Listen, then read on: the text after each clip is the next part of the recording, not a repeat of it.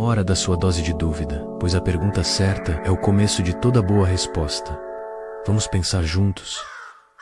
Desde os primeiros suspiros de consciência, a humanidade tece a tapeçaria da vida com fios de propósito. Buscamos um mapa, um guia, uma voz que nos diga onde estamos e para onde devemos ir. Mas e se esse mapa, essa promessa de um sentido intrínseco, for apenas uma projeção, uma sombra lançada pela nossa própria mente para evitar a vastidão crua e indiferente do universo? É a dor silenciosa de carregar a expectativa de que a vida deve ter uma razão superior, uma verdade oculta à espera de ser descoberta. Essa busca incessante pela ordem, por um significado imposto, é como a sombra de Yun, aquilo que projetamos no mundo para não encarar a luz ofuscante da nossa própria incerteza existencial, para não sentir o frio do vazio que reside em nós. O que acontece, então, quando essa ilusão se desfaz, quando o véu da conformidade intelectual é rasgado e a promessa de um propósito falha, deixando um gosto amargo de desilusão, sentimos o peso de uma dor que poucos nomeiam, a ferida de nos agarrarmos a crenças que já não servem apenas para evitar o desconforto